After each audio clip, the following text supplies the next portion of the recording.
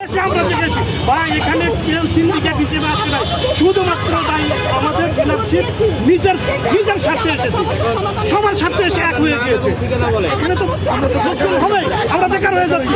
আপনি সরকারে বলতেছেন যে নতুন করে কর্মসংস্থান দেওয়া হবে, অথচ 8,500 ডিলারকে আপনি কর্মহীন করে দিচ্ছেন। এটা কিভাবে হতে পারে? আপনাদের মাথায় মনে বুদ্ধি, আমাদের মাথায় অত বুদ্ধি নাই। আমাদের একটাই বুদ্ধি, কর্মহীন হওয়া যাবে না। কর্মহীন হয়ে কি আমি চুরি করবো? আমি কি ডাকাতি করবো? আপনারা আমাকে চুরি ডাকাতির পথে ঠেলে দিবেন, আমরা তা মানতে পারি না। আমাদের এই দাবি মানতে হবে, অবশ্যই মানতে হবে। যেভাবে হোক আমাদের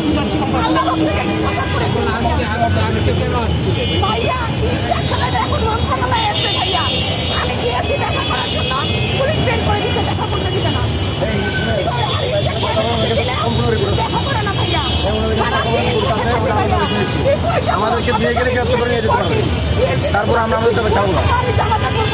আমরা যারা ধরুন প্রতিদিন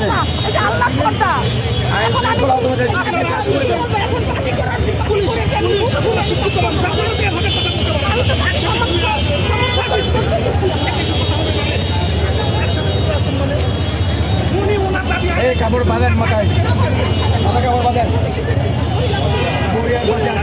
আদায় করে দেবো ইনশাল্লাহ। আমি আমার জায়গাতে আছি, একসাথে মানুষ এই কথাটাই লাগবে তো আমার লাগবে না। উঠে দেওয়া আর এক কথা, আর আপনি আমাকে দুর্নামি করা আপনি অপবাদ দিয়ে আমাকে আমি দেখতে পাচ্ছি টিসিবির ডিলাররা এখানে এসেছিলেন। প্রশাসন অবশ্য উঠিয়ে দিয়েছে তাদের সামিয়ানা সহ, যেহেতু বৃষ্টি হচ্ছিল। এবং সোনিয়া ম্যাডাম উনি শুয়ে আছেন, উনি উঠবেন না। প্রত্যেকে উঠলেও সোনিয়া ম্যাডামকে উঠানো যাচ্ছে না। সে রীতিমতো এখানে কাফনের কাপড় পরে এই অবস্থায় আছে এবং তার একই দাবি, আমরা টিসিবির ডিলার, আমরা 7 বছর ডিলারি চালিয়েছি, এখন আমরা বেকার। আমাদের লাইসেন্স কেন বাতিল করা হলো? আমাদেরকে টিসিবির পণ্য আবারও আমাদের দেওয়া হোক, লাইসেন্স দেওয়া হোক, আমরা কর্মহীন হয়ে গেছি। আমাদের এই দাবিতে সে দাঁড়িয়েছে। অপরাধ এটা আমাদের বলতে হবে, আমাদের কেন বাদ দেওয়া হবে এটা আমাদের বলতে হবে। বিনা নোটিশে আমাদের বাদ দিতে পারেন না, এটা আমার নাগরিক অধিকার। আমি এখানে বসবো। সারা বাংলাদেশে আপনারা কতজন ডিলার? সারা বাংলাদেশে 8,500 ডিলার। আপনি আমাকে বাদ দিয়ে দেবেন, দেন, কোনো অসুবিধা নেই, কিন্তু আমার দোষটা কি এটা আমাকে বলতে হবে। আমার কি অন্যায় ছিল, কেন আমাকে বাদ দিয়ে বলতে হবে। আজকে গত 17 বছরে কোনো সরকারি প্রতিষ্ঠানে নিয়োগ হয় নাই, প্রত্যেকটা সরকারি প্রতিষ্ঠানে নিয়োগ হয়েছে। সেই 17 বছরে যাদের নিয়োগ হয়েছে সবাই কি তাহলে ফ্যাসিস্ট? সবাইকে বাদ দেন, কেন আমাকে বাদ দিবেন? আমি তো 17 বছরের ভিতরে আমার টিসিবি লাইসেন্স হয়েছে বিধায়কে আমাকে বাদ দিবেন কেন? তাহলে সরকারের প্রত্যেকটা প্রতিষ্ঠান থেকে 17 বছরে যত নিয়োগ হয়েছে সবাইকে বাদ দেন, সবাই ফ্যাসিস্ট। কিসের থেকে বাদ দিতেছে? আমরা টিসিবি ডিলার, আমরা সাধারণ ডিলার হয়ে থাকতে চাই। আমাদেরকে বিনা নোটিশে আমাদের নবায়ন দিবে না কেন? বাইরে ভুলে যাবেন না, আপনাদেরকে রক্ষা করার দায়িত্ব আমরা এটা ভুলে যাবেন না। এটা বাঁধেন কই ভাই আপনার নামটা কি? কোন জায়গার ডিলার আপনি? আমি ঢাকা দক্ষিণ সিটি কর্পোরেশনের 11 নম্বর ওয়ার্ডের একজন ডিলার। কি নাম আপনার? কি নাম? আমার নাম সাগর শাহ আলম। আর এই সোনিয়া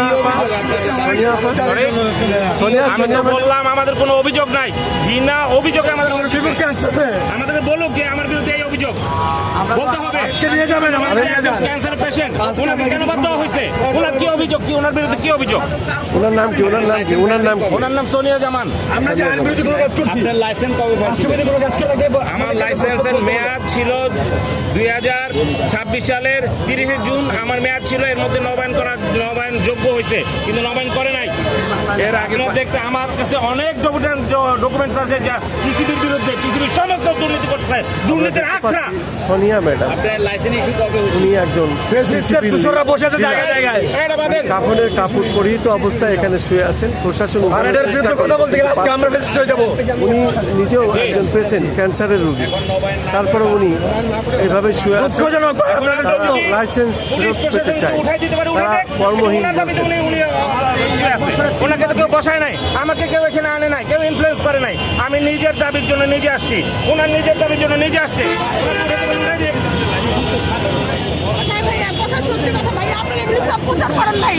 আপনারা প্রচার করলে আমরা জনগণের সমস্যার সমাধান হবে, না প্রচার করলে হবে না ভাই। আমি জুলাইয়ের আহত যুদ্ধ আমার এখনো তালিকা হয় নাই ভাইয়া, কেউ হেল্প করতেছে না আমাদেরকে। এনসিপিরা আমাদের জুলাই কারা সব কাজ করে